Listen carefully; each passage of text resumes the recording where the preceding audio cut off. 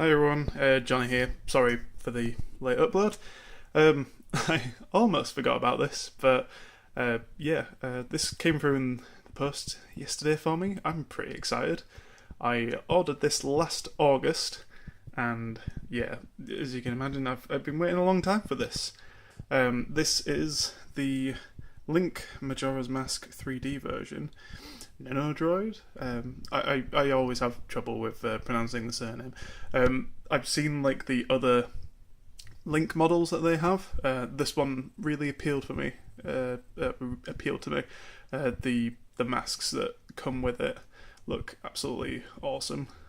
From the preview shots, and I'm dying to get this open.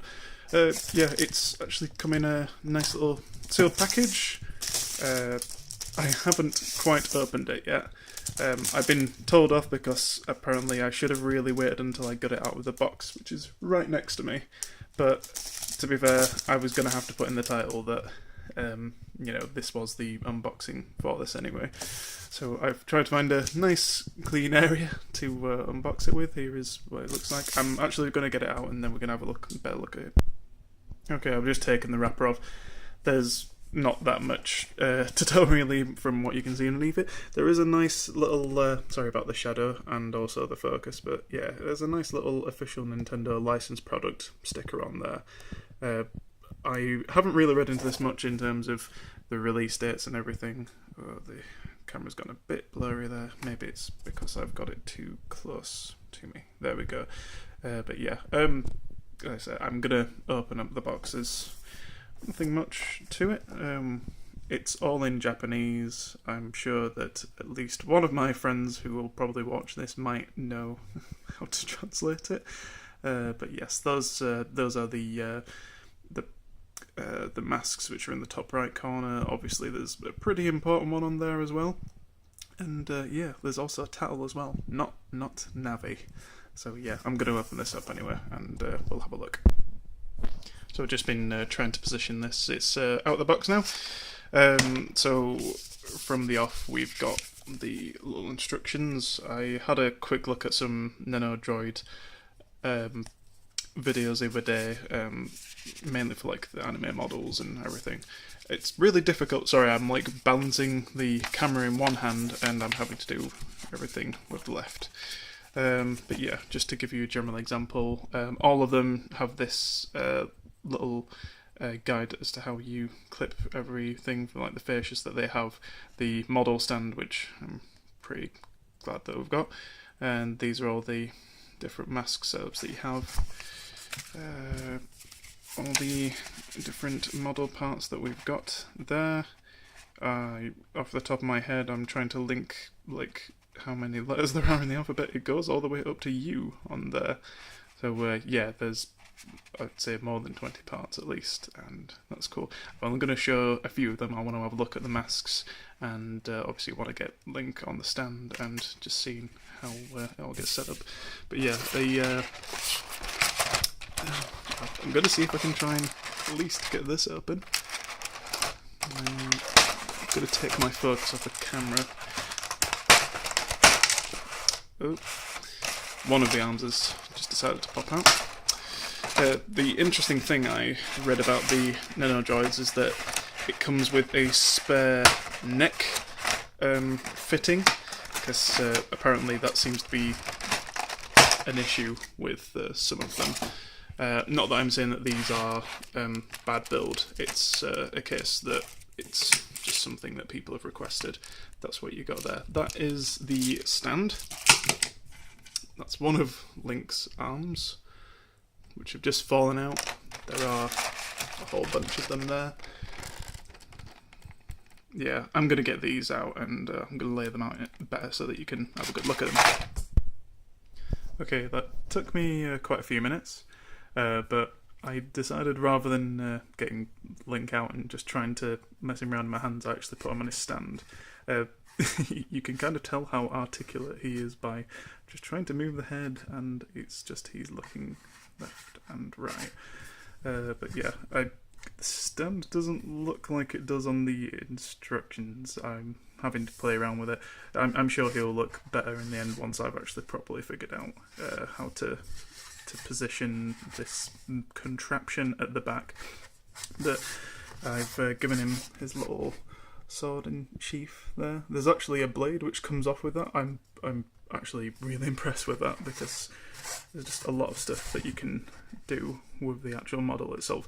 The model is fantastic, just the level of detail that's on it. I had to take like loads of cellophane off in between each joint because each part is detachable. It's easy enough to take the head off, and with that you can take part of the face off, like that film Face Off, and yeah, you can put the other stuff on it. Like I said, I'll probably show one item before I wrap the video up. But yeah, these are the collection of items that I've got. Where to start? We've got the shield. Sorry, to try and get out of the shadow there. But yeah, that's the shield which Link is initially equipped with at the beginning of Majora's Mask. There's no mirror shield here. We'll do slightly boring stuff. But that being said, that is an itty bitty little red potion bottle, and it's hard to appreciate like just how cool that is. Like how, yeah, let's say, really impressed with that. That's the blade to Link's sword. Again, I took that off as part of the hilt, which goes in the back of the the holder sheath. That's the word. And this won't focus very well, but yeah, you can probably see the little hole. There we go, at the top of that. Right, getting on to cool stuff. This is Tattle, not Navi. For those who haven't played Majora's Mask but know very much about Navi, Tattle is a fairy, but she's in no way related to Navi. But yeah, I don't know if I just said Navi at the same time. I'm sure I'll look back on the edit. This is Tattle anyway, and she can get positioned as part of the overall model as well. It's probably what one of the little stands is. Yep, there's a little hole in the back of it which I could probably use to position her with. The bunny hood, one of the most useful items in Majora's Mask. Basically, Link puts it on and he runs really fast because bunnies are fast. Cool. Yeah, the next coolest bit, I'm going to put that out of the way because it's super special. I'll try not to get these in the shadow, but yeah, the individual masks. So you've got the Deku mask there, and the shading and the colouring on these is so good. Like, they just feel they're a lot smaller than I thought they would be, but in no way am I unimpressed. That's the Goron mask as well, and the actual detail in it is so cool. It doesn't look cheap or anything. I should hope it doesn't look cheap. Paid quite a lot of money in the end for this. I'm not going to say, but yeah, and the Zora's mask as well, which is way too white. There we go. Little Zora smiley face on there. See, actually getting this out and looking at everything does make me want to play Majora's Mask again.